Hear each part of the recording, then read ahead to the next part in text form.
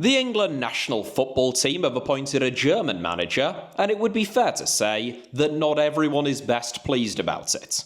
We go live now to the Daily Mail newspaper to get their thoughts on Thomas Tuchel's appointment. It's embarrassing. It's a disgrace. That's what it is, a disgrace. Okay, thank you for that.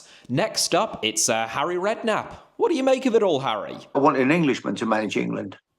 Got it. No, that makes perfect sense. Presumably, what you really wanted was for an Englishman who was also named Harry Redknapp to get the England job. You know, I'm very patriotic. I think we should have an English manager.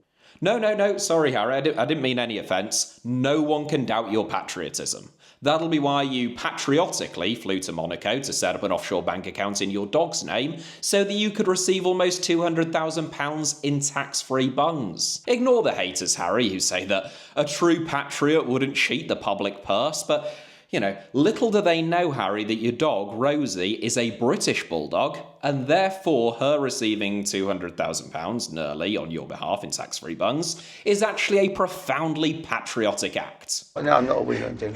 No, fuck off. No one said you were, Harry.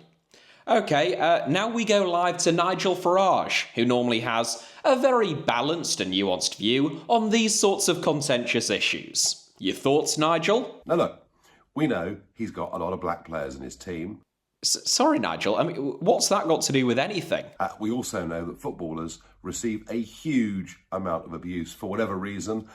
And I've no doubt that some of it is racial and unpleasant, and the players absolutely hate it. I mean, I'd imagine that they do too, but I fail to see what any of this has to do with Thomas Tuchel.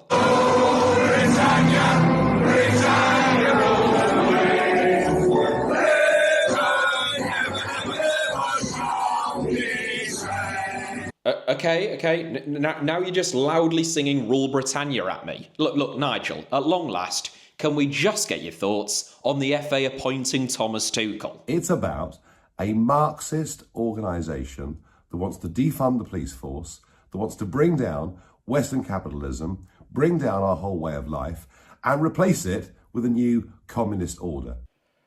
Right, brilliant. Thanks for that, Nigel. Coherent as ever.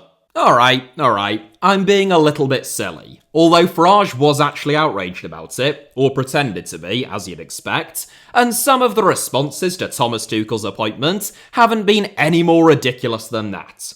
Now, believing that the England national football team should have an English manager is a perfectly legitimate point of view, and one that I'm actually very sympathetic towards. The entire premise of international football is one nation's best players versus another's, and while that has never extended to managers or backroom staff within the rules of the game, heck, 3 Englishmen managed the Netherlands, France and Belgium at the World Cup before England had even first appeared at the tournament, the argument that it should do is at the very least a coherent one.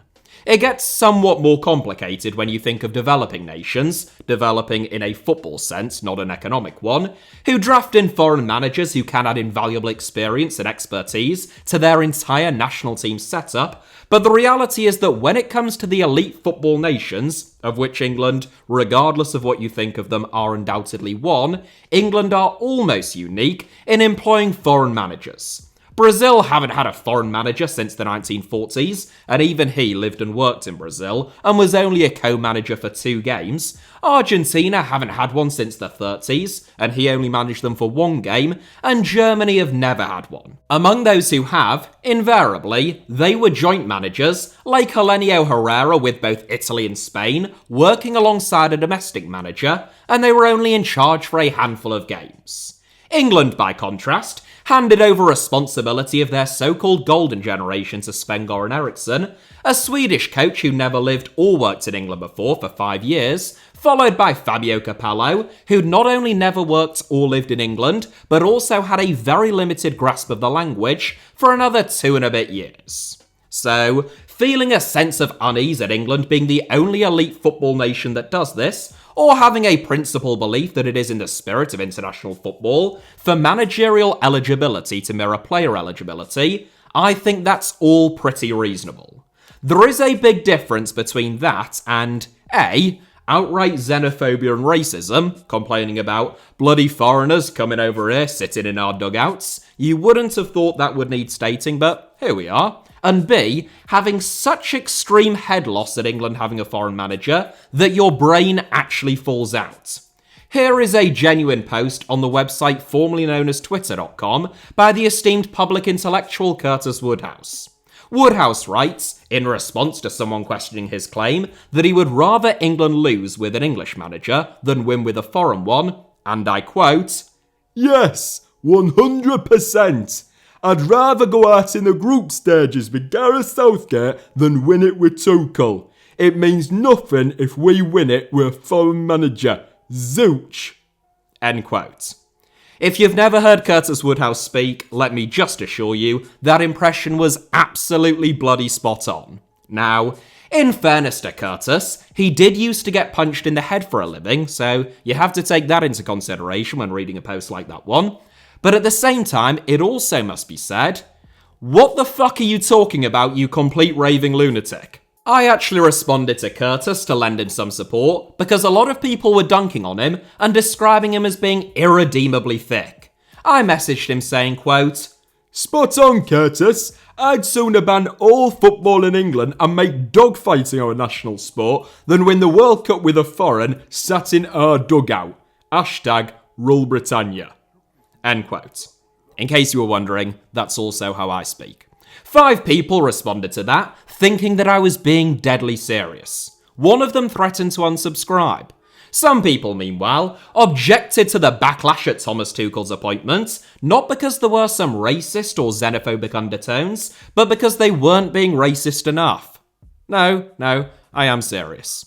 This guy, from the fringe white supremacist and neo-Nazi Homeland Party, uploaded a video to Twitter bemoaning the fact that some people were upset about the appointment of Thomas Tuchel, a white European, but not about the Africans, by which he means black footballers, who play for England, these were his examples, Bukayo Saka and Eddie Nketiah. Interestingly, none of these people say the same thing about Bukayo Saka, who's played for us, or any Eddie Nketiah, or any number of the Africans that are playing for the England team. The reason for that, of course, is that they're not African, they're English.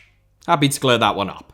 Saka was born and raised in Ealing, which is very much in England, and Nketiah was born and raised in Lewisham, which is... let me just quickly check my A to Z here. That's right, also in England. Of course, ethno-nationalists believe that anyone with ancestral ties to any other part of the world cannot possibly become English, which they consider to be a solely ethnic identity, unmoored to where someone was born, raised, or now lives. Which does somewhat beg the question, what is this man doing in Britain when he is clearly, at the very least, related to Bomba from Lord of the Rings, and therefore belongs in Middle-earth on the planet of Arda, and not in the United Kingdom? Bloody Middle-earth ginger dwarves coming over here, taking the jobs of our native racists. It really must be said that white supremacists, aside from anything else, are extremely bad at communications and public relations. Look, I'm not saying that's the worst thing about them. That would probably be the white supremacism. In fact, this is a blessing, really. It is just truly staggering quite how bad at it they are.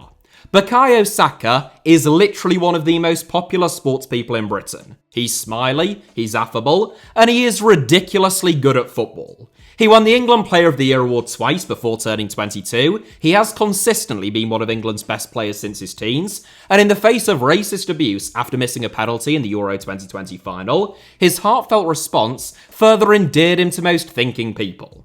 According to polling, only 6% of the British public dislike Bukayo Saka, and 90% of that 6% are probably Spurs fans.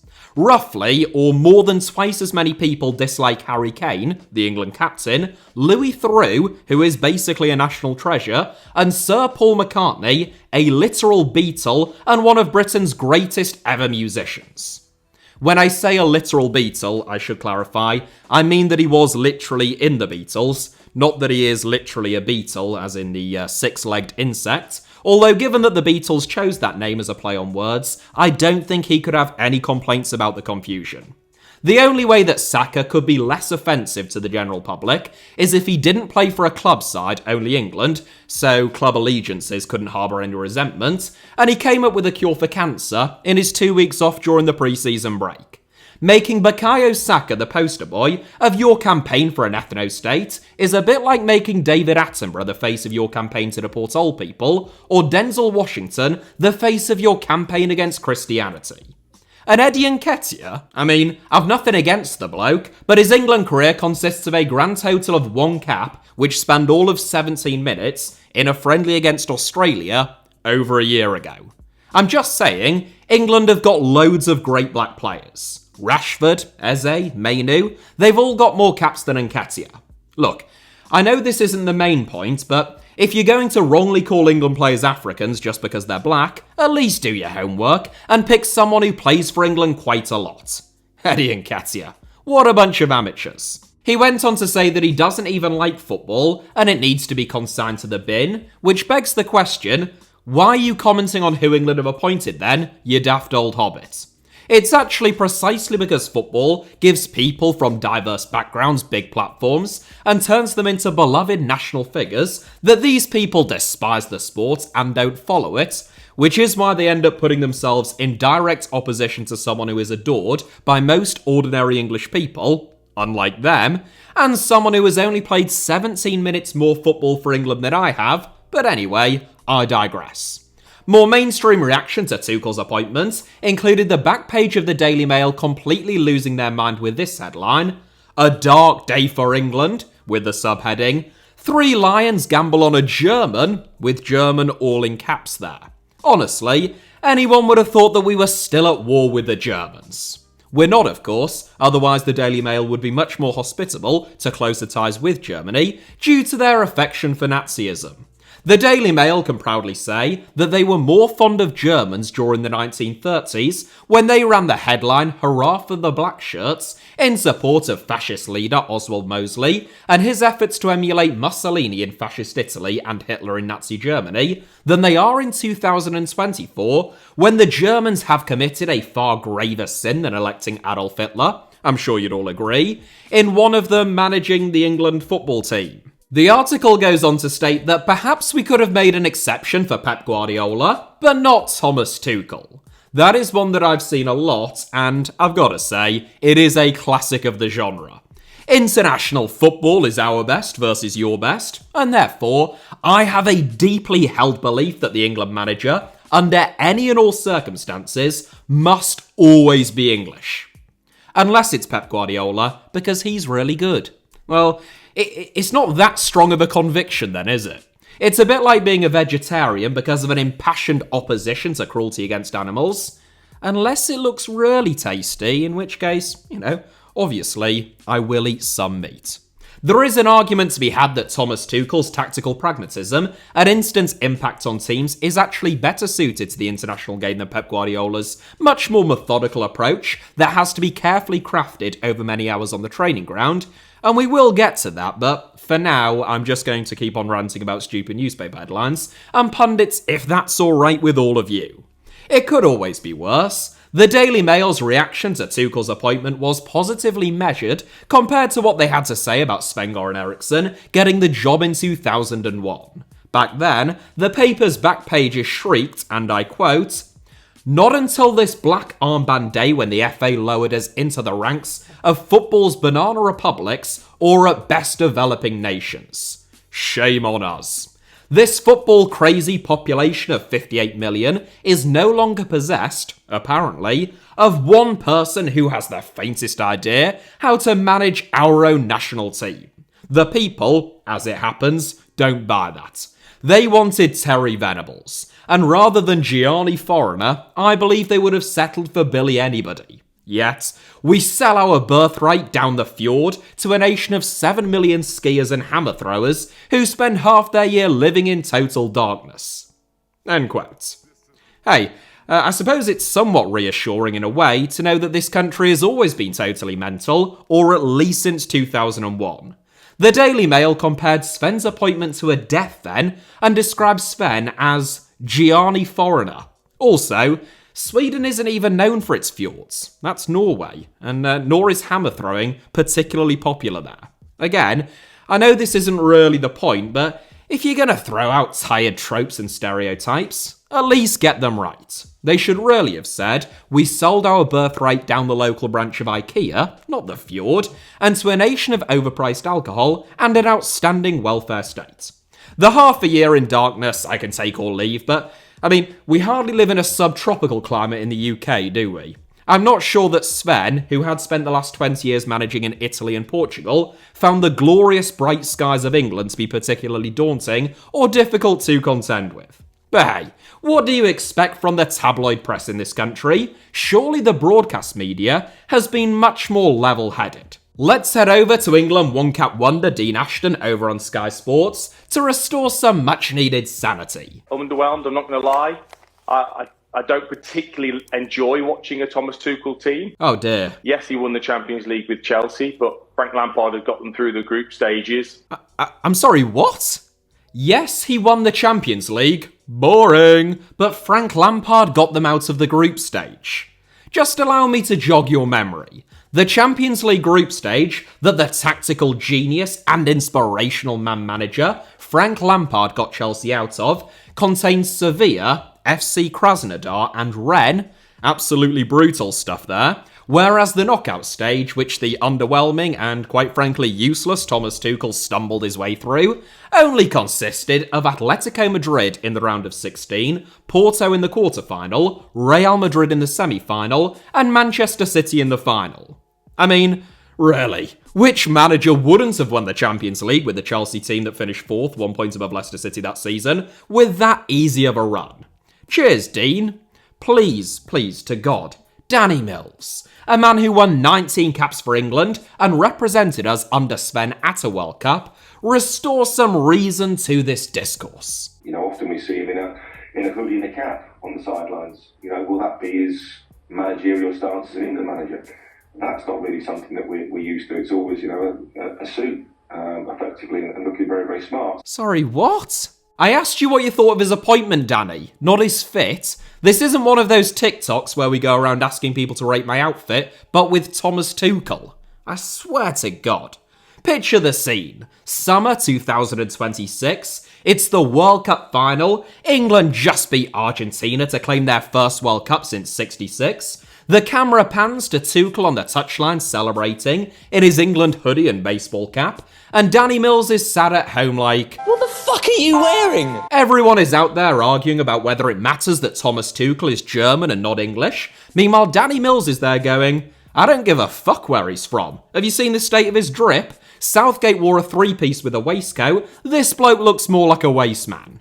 If it was up to Danny, England would be managed by that Derek guy off Twitter.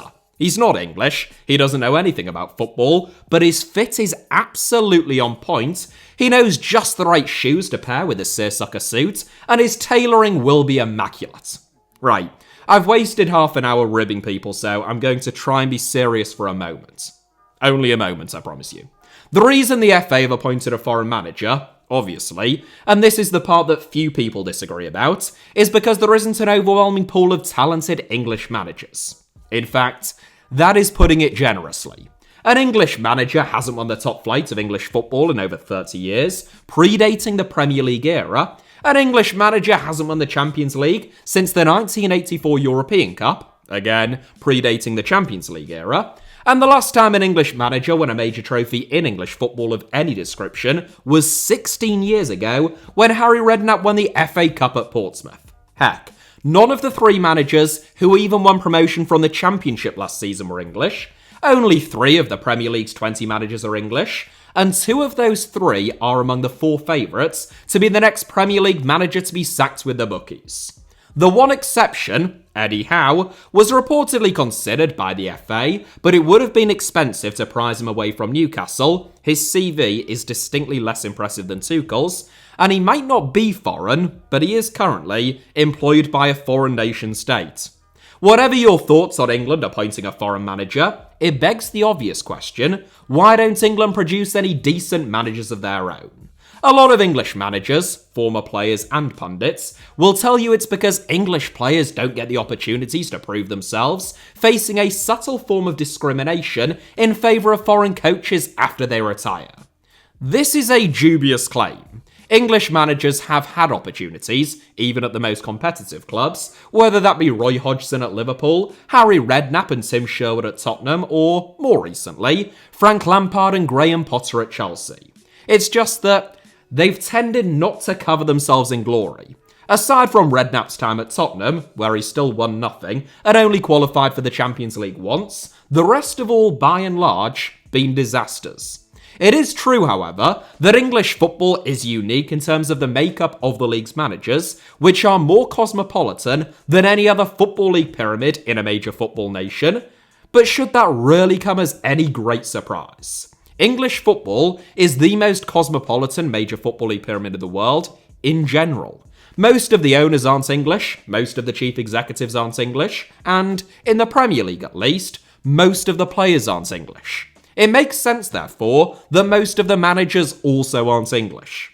I have made this point previously, but Liverpool's most recent starting 11, at the time of this recording, featured just 2 English players, Trent Alexander-Arnold and Curtis Jones, compared to 3 Dutch players. Arsenal's last 11 only featured 3 Englishmen, and Manchester City and Manchester United likewise. There were as many Portuguese speakers as English speakers in Man City's last 11, and Manchester United ended their 0-0 draw at Aston Villa with more Dutch, Danish, and even Cameroonian players on the pitch than English ones. That's not saying much in fairness. They ended the game with 0 English players. It's not some kind of bizarre aberration, therefore, that foreign owners and executives see nothing strange about appointing a Dutch or Spanish manager to manage a team with as many, if not more Dutch, or Spanish players as English ones. I don't think it's accurate to say that English managers are overlooked because they're English, but there are fewer jobs available to them due to English clubs being ambivalent about nationality, and almost every manager in the world wanting to manage in the Premier League, owing to the profile of the division and, primarily of course, the enormous financial incentives. There are also just far fewer English managers. At the last official count across multiple countries, Spain led the way in Europe with over 15,000 managers who had either a UEFA Pro or UEFA A qualification. Spain are an anomaly in of themselves, but Germany boasted around 4,000, Belgium nearly 3,000, and Italy over 2,000. England, by contrast, had just 1,796. Belgium's population is about a fifth of the size of England's, yet they had almost twice as many UEFA Pro or A qualified coaches. Meanwhile, the Czech Republic, with a population the size of London, also had more than the country where football was first codified. The FA has talked a good game about rectifying this, but there is little evidence that a massive shift has been implemented, and plenty of coaches will tell you that both the cost and the difficulties just getting onto a course, even if you are willing, to cough up the necessary cash, and therefore becoming qualified, has led to them giving up on the process altogether. English football, and by extension English coaches, also lack the distinct styles or philosophies that are much more ingrained elsewhere in the world. In bygone eras, English football was associated with directness, aggression, and big strong centre-backs and centre-forwards. That is a style, and those are attributes, that have fallen out of fashion over the last couple of decades, not just overseas but here in England as well, but English coaches have failed to innovate and carve out their own distinct niche, with many still, sometimes fairly and sometimes harshly, typecast as old school or, less favourably, dinosaurs. One of the problems in this regard is that English managers are such poor travellers, much worse than English players who have made great strides in venturing and starring overseas in recent years. That means they're not forcing themselves to engage with new concepts and ideas. It's no surprise that one of the most highly rated English managers right now, Graham Potter, is one of the few to have made their name outside of England, climbing the Swedish Football League pyramid with Östersund. I hope that you enjoyed the fjords and the hammer throwing while he was there. You would have thought that the massive influx of foreign coaches, and world-class foreign coaches, from Arsene Wenger to Pep Guardiola, would have had a more profound impact upon English coaches, even without them leaving these shores. But alas, as yet at least, that doesn't appear to be the case. I am being deliberately terse here because I have made an entire video, which I think is quite good, about why English managers are so bad. I made it a couple of years ago now, but if anything, it is even more relevant now. I'll leave a link to it at the end of this one. I am aware at this point that we are about, or more than half an hour, into a video titled, We Need to Talk About Thomas Tuchel, and we have spent more time talking about a white supremacist who looks a bit like a hobbit than we have about Thomas Tuchel. If you're new to the channel, I can only apologise. If you're not, you should have known what to expect, you can only blame yourselves. It is well established at this point that the FA's preferred candidate was Pep Guardiola, who I actually think quite possibly would have taken the job, with those close to him having previously stated that he has ambitions to manage in international football, with England being one of his primary choices, but unable to get cast-iron guarantees from Guardiola, Tuchel was considered the next best thing. I alluded earlier to the fact that Tuchel's instant impact at teams, like taking Dortmund from 7th under Klopp to 2nd in his debut campaign, leading PSG to a double in his first season, and transforming Chelsea's fortunes mid-season to win the Champions League, along with his supreme record in knockout football, would appear to make Tuchel very well suited to the international game. Tuchel also hasn't stuck around for more than a couple of years in any of his last few jobs, and there is good reason for that. Incredibly talented though he undoubtedly is, Tuchel has always had a tendency to create conflict, fall out with people, and crack a few eggs in constructing his trophy-winning omelettes. The FA, going all the way back to the very first full-time England manager Walter Winterbottom, through to overlooking Brian Clough and appointing Gareth Southgate, have been accused of handing the England job to so-called yes men who say the right things, don't put anyone's noses out of joint, and can be easily controlled. To whatever degree that may be true or false, they certainly can't be accused of that with the appointment of Thomas Tuchel.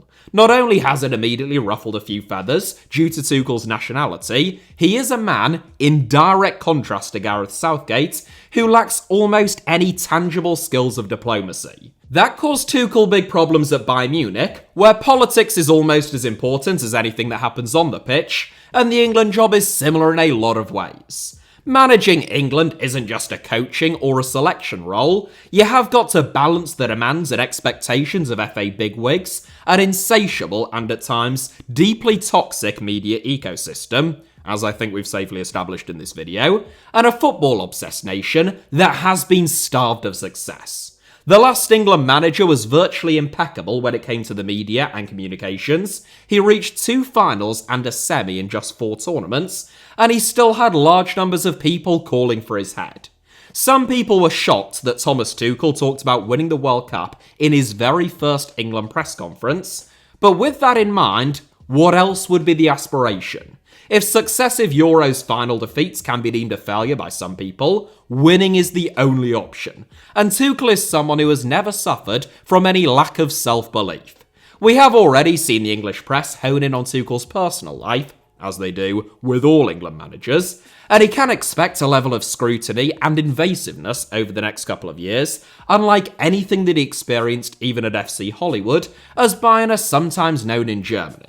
Where Southgate had a squeaky clean media persona and uber-polished communication skills, the criticisms of him tended to be tactical, strategic, and managerial in terms of his ability to extract the best out of immensely talented players, get the better of talented coaches like Mancini and De La Fuentes, and react quickly during games to shift the momentum. In all ways, therefore, both for good and bad, Thomas Tuchel is like the anti-Southgate. He is a master tactician, one of the most admired minds in management, including by his own peers, and he is absolutely ruthless and decisive when it comes to making big decisions during games. I have read lots of articles and watched lots of videos about how Tuchel is likely to set England up, but the reality is that he is so pragmatic and so versatile, adapting to the players at his disposal, that it is a practically impossible task. Like Pep Guardiola, Tuchel is a firm believer that controlling the centre of the pitch is crucial to winning games of football, though he often has very different ideas as to how that control can or should be achieved. Thomas Tuchel teams, for all of their variation, tend to be defensively solid, break with speed and directness, and have attack-minded fullbacks or wingbacks. That probably bodes well for the likes of Trent Alexander-Arnold and maybe Marcus Rashford or Anthony Gordon. Meanwhile, Tuchel is known to be a huge admirer of Jude Bellingham, and has already had an excellent working relationship with Harry Kane at Bayern Munich last season. The problems for Tuchel, on the pitch, will be no different than they were for Southgate. There is a big decision to be made at left-back, given Luke Shaw's persistent absence, where my hot take is that a good season for Ipswich's Leif Davis could possibly earn him a call-up. There is the ongoing dilemma of whether to play Jude Bellingham as an 8, alongside Declan Rice, or as a 10, with a more natural sitter like Mainu or Gomez next to Rice. And the biggest decision of all regards who to pick, or more pertinently perhaps, who to leave out, in the 3 that are likely to play in behind Harry Kane. Tuchel has previously experimented with playing 2 attacking midfielders, something which could be facilitated by playing a back 3, which is also often done, but regardless of the system, it seems unavoidable that at least one of Bukayo Saka, Cole Palmer or Phil Foden will have to miss out, if we are to assume that Jude Bellingham's inclusion is guaranteed, which, regardless of where he plays, I think it probably is. It's a great problem to have, and one thing that you can be sure of is that Thomas Tuchel won't care about all of the noise and any criticism of his selection decisions or tactical setup, either internal or external. Tuchel's 18-month contract, which begins in January, means everything is geared up around the 2026 World Cup in the United States, Canada and Mexico. Whereas Gareth Southgate inherited a broken England team in 2016, following the Iceland and Allardyce debacles, and what felt like and proved to be a long-term project, Tuchel is someone who tends not to stick around for long, making a big impact, but ruffling feathers in the process. His contract duration reflects that fact, and even if he were to win the World Cup with England, I don't think that there would be any guarantee of him extending his contract until Euro 2028, even with the added incentive of England being the primary hosts of that tournament. Whether Thomas Tuchel succeeds or fails with England will likely come down to whether he can maintain the same excellent working environment that was created by Gareth Southgate, while marrying it with his customary ruthlessness and tactical genius, all while avoiding any catastrophic conflicts for 18 months. What it probably won't come down to is his choice of hat. What the fuck are you wearing? That is it for today's video, but thank you all very much, as ever, for watching and for indulging me. Hit the like button if you enjoyed today's video, and I sincerely hope that was the case. Let me know your thoughts down below in the comments, and of course, make sure you're subscribed and have notifications turned on not just for this channel, HITC Sevens, goes without saying, but also my second channel, Alfie Potsama, where I recently uploaded my 4th video, which is me exploring the German city with the lowest GDP per capita. No, it's actually quite good, I think. I know it doesn't sound it, but I think it's alright. You can also find me on Twitter, Instagram or Threads via the username @HITC Sevens on all 3, should you wish to do so. And all of those links, plus a whole lot more good stuff, should be down in the video description below. Cheers.